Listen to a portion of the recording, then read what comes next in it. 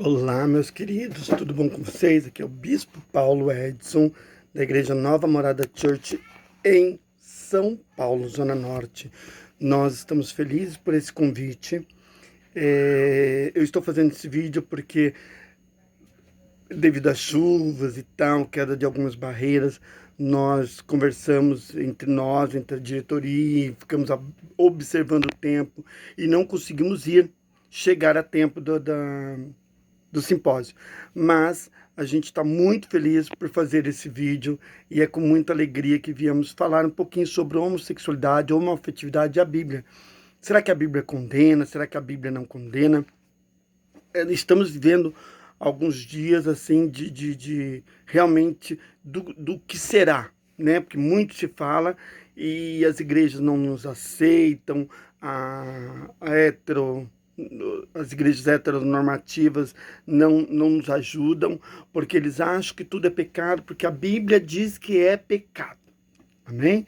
Mas aí a gente vai conversar um pouquinho em rápidas mensagens, porque quando a gente para pensar se a Bíblia condena ou não condena, eu costumo dizer que não cabe a nós dizermos se somos ou não somos condenados.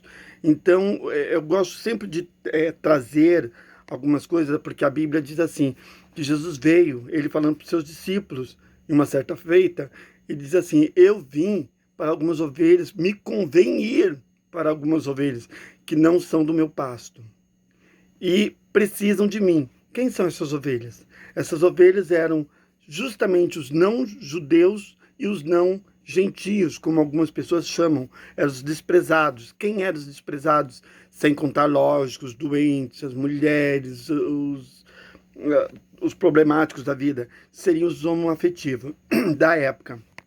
Se você vai mais um pouco, a Bíblia diz que quem tira, né, quem limpa, quem faz a organização do templo, do palácio e tudo mais, quem guarda e não guarda as coisas do rei, seriam os eunucos. Quem seriam os eunucos? A Bíblia fala de 3 eunucos. Primeiro, ela fala do eunuco feito. Jesus fala que existem eunucos que foram feitos, ou seja, castrados por mão de homem. Está escrito na Bíblia, feito por mão de homem. Não tem a tradução castrado, mas tem.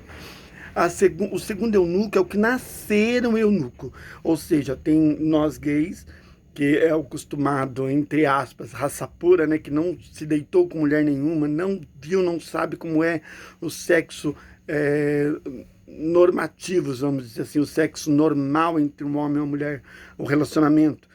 E existe o que se fizeram. O que é aqueles que se fizeram? É aqueles que já tiveram conhecimento de ambas as partes e decidiram não ter relacionamento com ninguém, nem com homem, nem com mulher. Ou seja, eles se fizeram eunuco. Quando você vai nessa parte, quando a palavra que chega mais perto do homoafetivo são os eunucos. Por quê?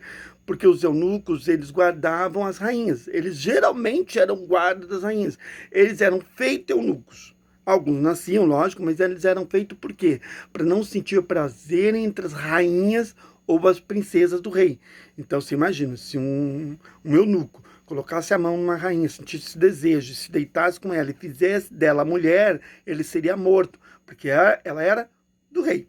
Mas a gente quer falar um pouquinho aqui sobre um pouquinho sobre essa teologia inclusiva, né?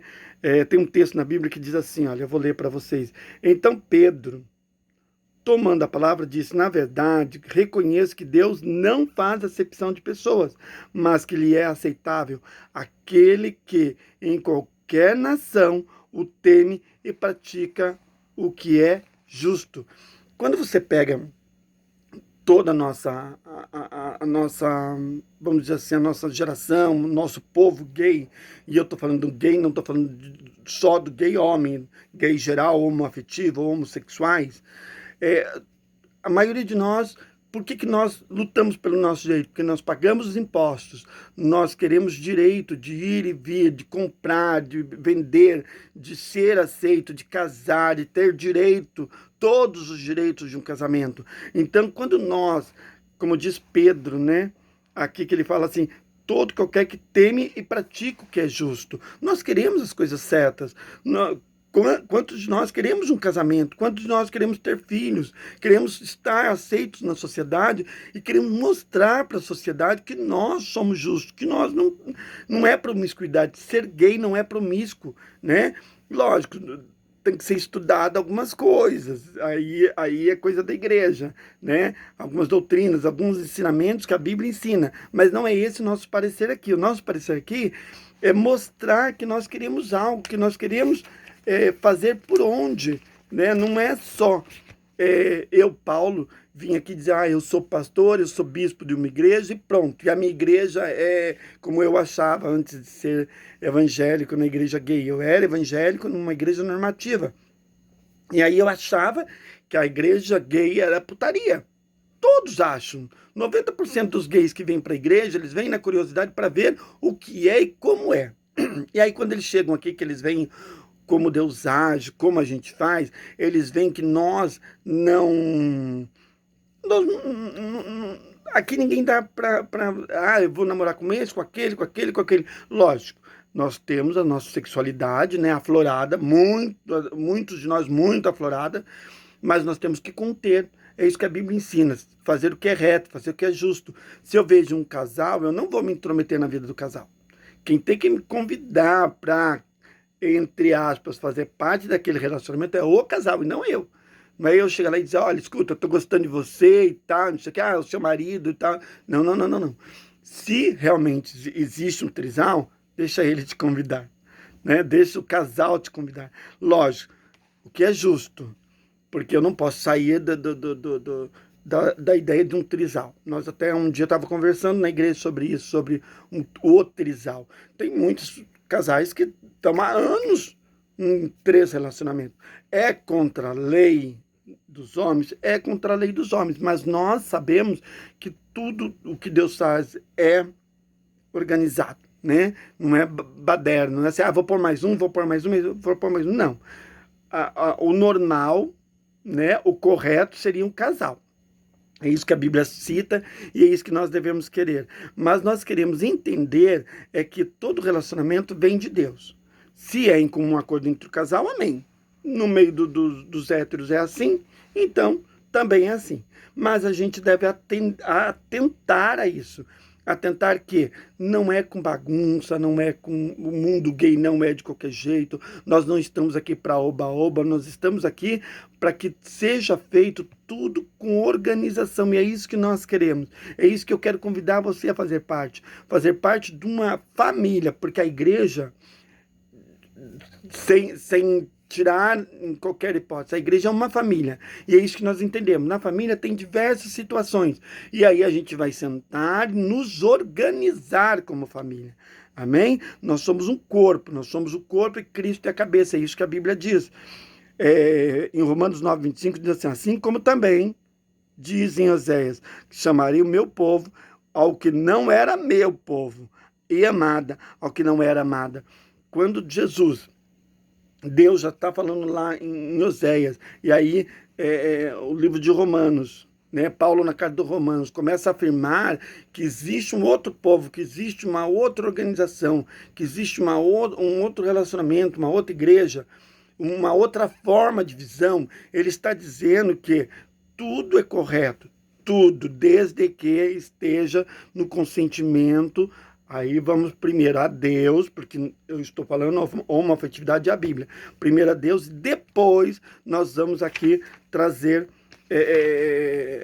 ao humano. Então, pastor, mas o senhor afirmou ali atrás que o trisal é ok. Ok, mas aí a particularidade daquele trisal, porque de repente tem... Eu conheci um casal que ele se relaciona com vários, mas é em comum acordo entre os dois. O que eu sempre digo, o que você faz entre 4 paredes, amado, é seu entre 4 paredes. Mas não é o nosso caso aqui. Então, a igreja, ela é um organismo vivo, ela é um povo, ela é uma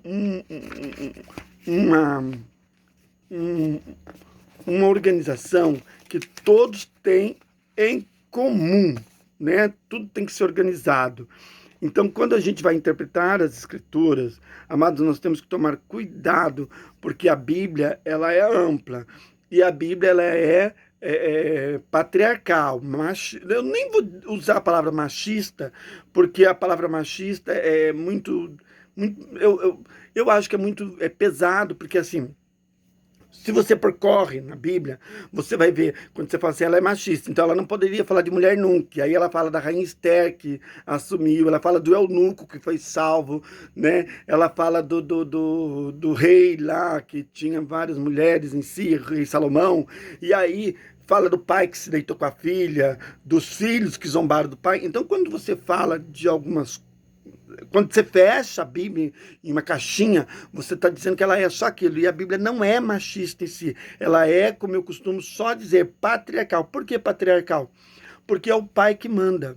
Quando você vê na sua casa o pai mandando, você tem uma ideia de que ele é o único que tem a palavra dentro de casa. A palavra final é do pai. O pai disse, fechou. Muitas vezes você chega em casa e quem manda é a mãe. Matriarcal. É que nem na minha família. Na minha família, o pai era um homem alcoólatra, o pai era um homem totalmente... tinha uns conceitos machista, ele tinha, aí sim, conceito machista, porque ele acha que era da maneira dele. Mas quem mandava dentro de casa era a mãe. Então, a família era matriarcal. Só que aí na Bíblia, você vê algumas coisas acontecendo. Você vê lá o eunuco, quando acontece, você vê lá que ele é salvo, você vê lá uma criança sendo usada, que nunca na Bíblia uma criança poderia ser usada para fazer uma coisa, falar com o rei, e aí ela fala com aquele senhor, na verdade ele não é rei, né?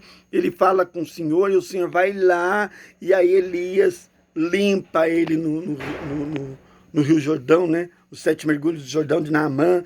Então, que Naamã não era rei, ele era chefe da guarda. Então você vê coisas acontecendo na Bíblia que sai do normal. E quando sai do normal, você não pode fechar lá na caixinha dizendo ela é machista, não, ela é patriarcal. Ou seja, realmente é o homem que manda, mas é a visão do homem, não é a visão de uma mulher. Quando você pega Esther, né? Eu tô passeando um pouquinho para vocês entenderem. Quando você pega a Esther, que ela vai lá no tio dela e fala assim, olha, tá acontecendo isso. Olha, o tio fala isso. E ela disse, eu não posso, eu vou morrer. Ele falou, mas será que não é por isso? Porque se você não for, o que vai acontecer? Você pode morrer também, é seu povo. E aí você vê a diferença.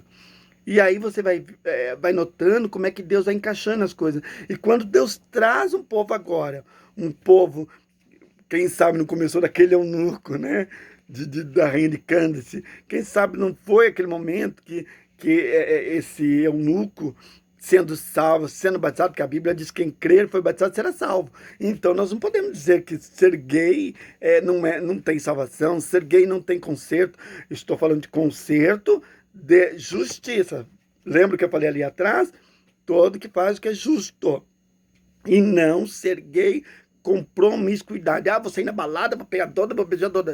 Aí é outra história. Se você quer ir na balada, vai com seu esposo, vai com seu namorado, vai com seu marido, vá com sabedoria. Tudo tem que ser com sabedoria, né? Quando a gente traz essa noção, né, a gente tem que entender a multiforma que Deus trabalha.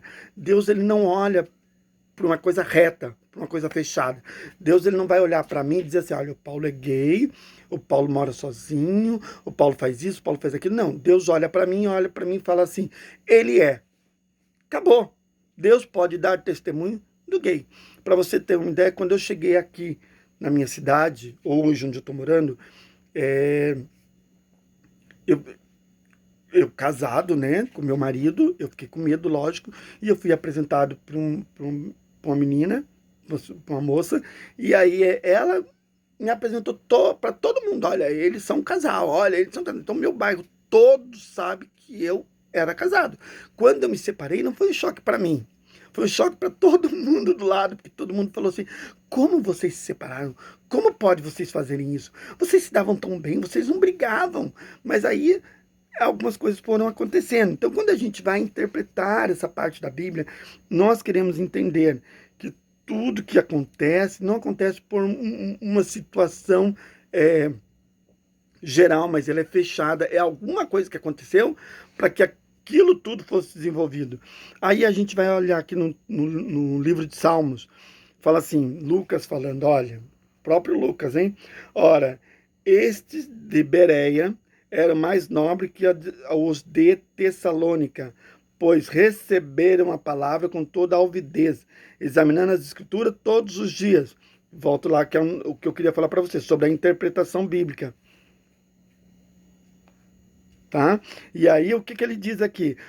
O mesmo Espírito que inspirou as escrituras dos profetas, estavam agora demonstrando isso para os irmãos de Bereia, de Tessalônica. E aí, ao longo de estudo, vai se desenvolvendo, ao longo de estudo, vai se havendo. A Bíblia, ela é aberta, amado, porque assim, ela é multiforme entendimento. Então, eu não posso fechar num versículo e dizer assim, porque os gays vão para o inferno. Não. Sabe por que não? Por quê? Quando a gente vai lá para Sodoma e Gomorra, mas o pecado de Sodoma e Gomorra, então vamos lá para Sodoma e Gomorra. Quando você vai para Sodoma e Gomorra, o pecado, quando você vai lá na frente em Joel e tal, em Ezequiel, ele diz o seguinte, ele diz que o pecado de Sodoma e Gomorra era o pecado de alvidez, olhos altivos, eles olhavam para frente, eles queriam mais e mais e mais riqueza. Não era a homossexualidade. Ainda diz mais que o pecado de Sodoma e Gomorra é querer ser soberbo, ou seja, eles não dependiam de ninguém para que a cidade deles fosse para frente. Era uma cidade autossuficiente, era uma cidade que tinha uma arrecadação de valores muito bem grande, eles se autossustentavam, vamos dizer assim.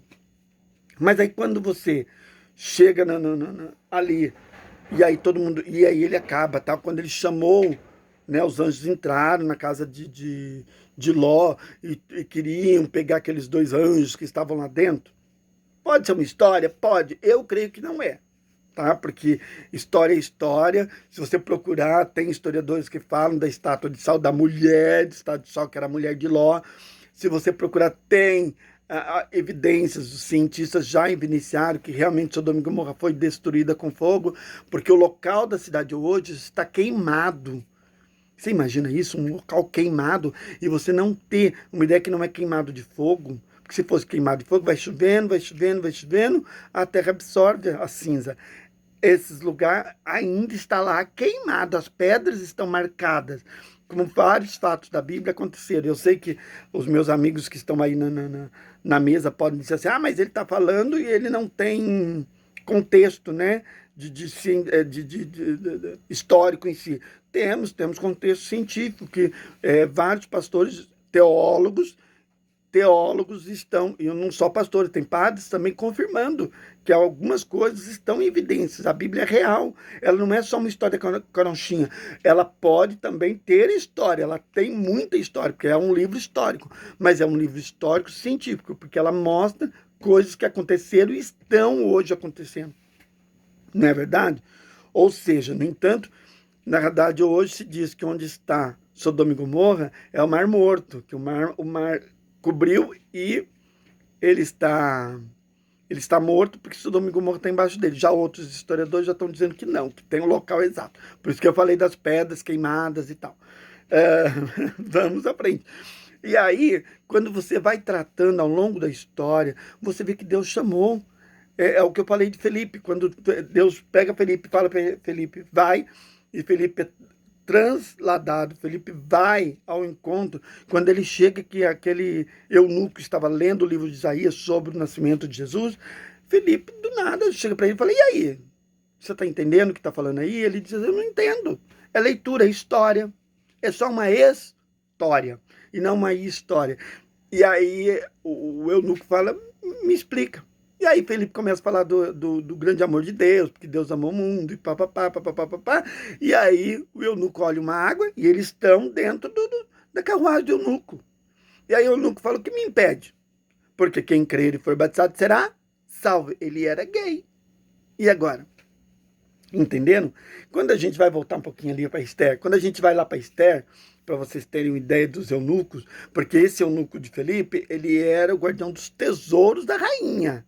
Ele que mexia com todas as joias da rainha. Quando você vai para a Rainha Esther foi pega, o rei achou graça nela e o eunuco que cuidou dela, que dava banho nela, porque ela não se banhava, amado. Era dado banho nelas, com perfume, com especiaria, para que elas com a pele ficasse com a pele macia, com a pele cheirosa e tal, para o rei, hidratada para o rei. E quem fazia isso era o eunuco. Aí você imagina um homem dando banho numa mulher e eu vou passar a mão e não vou sentir o famoso tesão, né? Mas os eunucos era para isso, porque o eunuco, muitos de nós, estou falando dos gays, tá? Dos 100% gay ou que se fizeram. Aliás, os que foram feitos, que se fizeram eu não sei. Tá? Não posso também dizer isso, porque aí só um psicólogo, eu não sei se na mesa tem um psicólogo, para trazer isso à tona e confirmar que, você imagina, se ele tivesse um nervo, né, a sensibilidade à flor da pele, ele ia sentir tesão pela Esther, porque a Bíblia diz que ela era formosa e bonita entre todas, no entanto, ela foi escolhida como rainha. Então, a gente para e pensa no que realmente aconteceu. Se não fosse Deus, vocês acham que Esther não seria provocada e tal? É uma moça bonita, é uma moça gostosa, tem um corpo maravilhoso, é virgem, porque todos teriam que ser virgem. Vocês acham que ele não pegaria Esther? Pegaria, meu querido, pegaria Esther. Mas aí o que que acontece? Por conta disso, é que muitos deles eram feitos ou se escolhiam que já estavam, os que já eram eunucos, que nasciam. Quando você vai lá para Jezabel, né? Quando Elias vem e destrói o templo de Baal, ele vai preso e tal. Quando Acabe morre, ele vem e Jezabel está na janela. E a Bíblia diz que Jezabel vai, se empeteca toda, se arruma toda, e aí Elias manda os eunucos entrarem, os servos dele, eunucos entrarem, e darem fim a Jezabel. O que eles fizeram? Eles derrubaram Jezabel lá de cima, a ponto de Jezabel cair e ser morta. E aí ele pediu para os eunucos juntarem os ossos, porque ela era uma rainha. Vamos cobrir a rainha, vamos dar honra, porque queira ou não queira, ela é uma rainha. E vamos enterrá-la com honrarias. E aí ele mandou os eunucos, e os eunucos voltaram e disseram: o corpo dela não está mais lá, porque os cachorros comeram tudo, só sobrou as mãos. Mas o que eu quero dizer aqui não é essa história de, ai meu Deus, os cachorros comeram. Não, mas os eunucos foram tidos para isso. É eles que limpam, é eles que fazem toda a faxina. Ah, mas o gay, ele não é limpo, ele é um bicho porco, ele é isso. Será? Não é? É porque eu tô falando isso porque tem muita gente que acha, mano. Amiguinhos, tem muita gente que acha que os eunucos, que os gays são os bichos muito porcos. Se você for numa casa comum, você vai ver que o hétero, o homem em si é... Desculpa se tiver alguém, mas é assim, que isso não difere da sexualidade, ser limpo, ser organizado, vamos dizer assim, né? Porque algumas pessoas acham que ser desorganizado é porquice, é sujeira. Não, ser desorganizado é eu jogar um livro ali na minha cama e fazer as coisas e tal, e vou colocando os livros de estudo na minha cama. Isso não quer dizer que eu sou desorganizado. Eu sou organizado, eles estão perto de mim porque eu tenho que lê-los, porque eu tenho que estudar como eu estou estudando, e eu preciso deles perto para poder estar lendo, para poder estar revisando, para poder estar fazendo um texto, para fazer uma pregação na igreja, para fazer um contexto de história, de conduta. Então, tudo isso é uma maneira de eu poder trazer a visão, ok? Isso é uma interpretação. Só que quando a gente vai fazer uma interpretação, tem a chamada exegese, que a gente fala na Bíblia, tem um nome diferente da Igreja Católica, que eles chamam de didaquê, acho que é exegese que fala também, que é o quê? Você tem que olhar o texto, o tempo histórico e as verdades que estão ali, porque muitas vezes existem, que é o que eu falei, umas histórias que não são história. Se conta uma história em cima de uma história. Então eu posso falar para você assim: olha, eu, Paulo, sou bispo hoje da Igreja Nova Morada Church. E eu vim de alguma igreja que eram meias, ou meios. Era uma igreja em meio termo, que aceitava os gays. Então eu contei uma história dentro de uma história dentro de uma história. Eu realmente passei por algumas igrejas, mas aquela falsa ideologia de que eu te aceito porque você é gay, né? Porque os gays trabalham, mas eu não aceito o que você é. Porque muita gente acha que o que eu sou é o que eu faço. Amado, o que eu faço é uma coisa.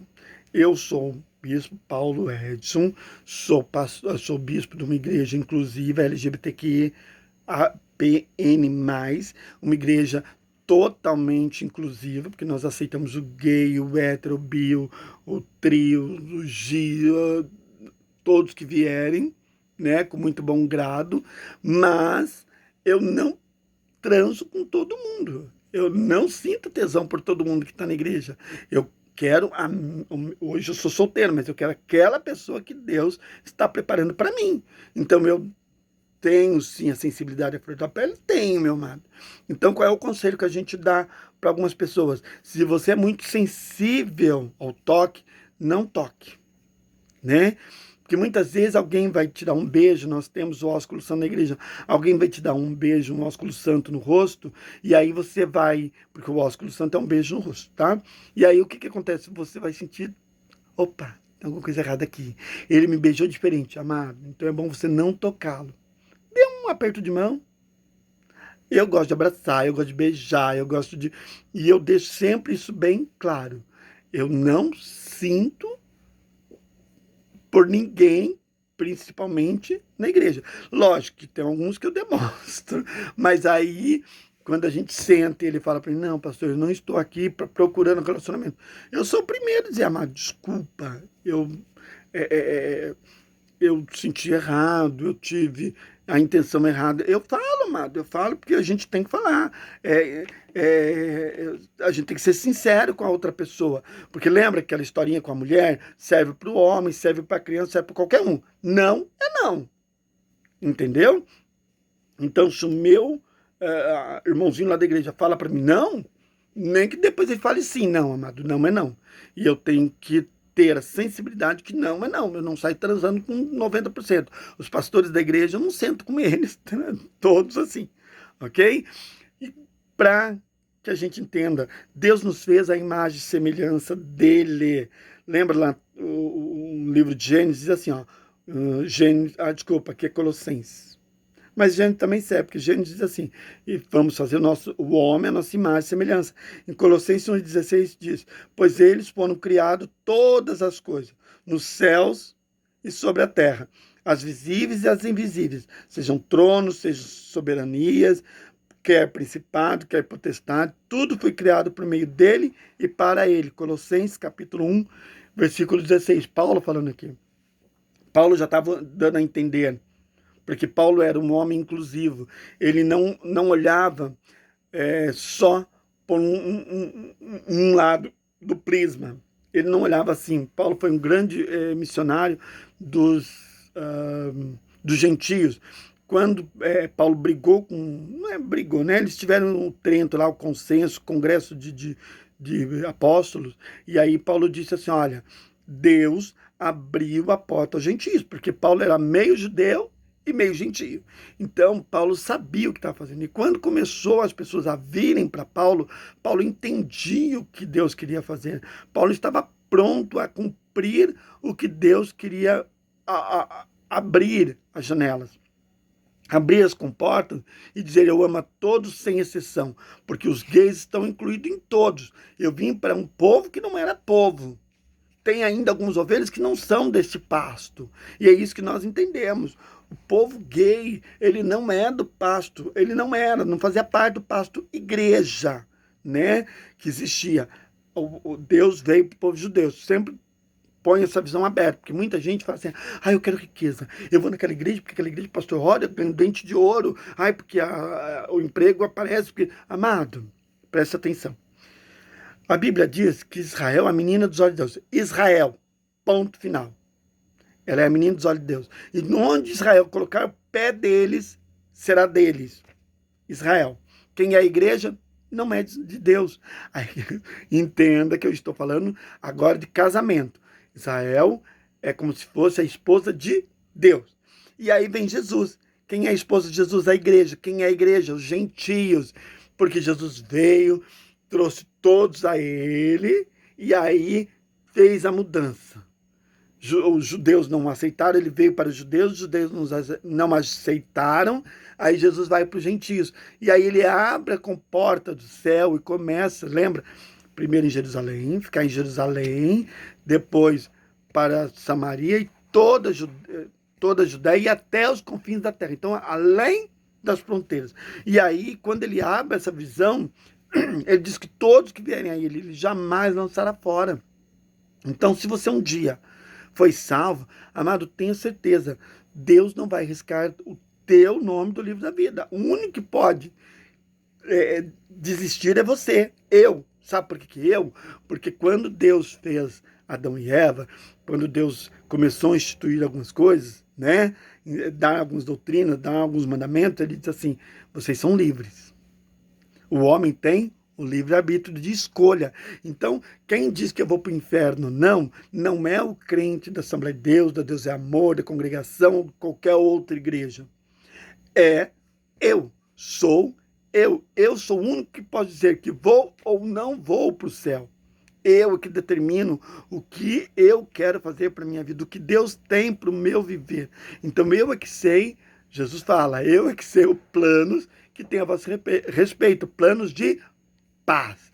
Então, tenha certeza, se você é um homem de Deus, você é um homem, sendo gay ou não, saiba que você é um homem verdadeiro, um homem fiel, um homem justo, um homem que pratica a justiça. Vamos nós, todos, e aí eu não estou falando só do gay não, gentil também, o macumbeiro, eu sempre digo assim, o macumbeiro vai ser salvo, e eu não estou falando de céu e inferno, de ser ou não ser salvo em si, ter ou que não ter que ir a uma igreja evangélica, eu estou falando de servir a Deus, porque o macumbeiro está fazendo o quê?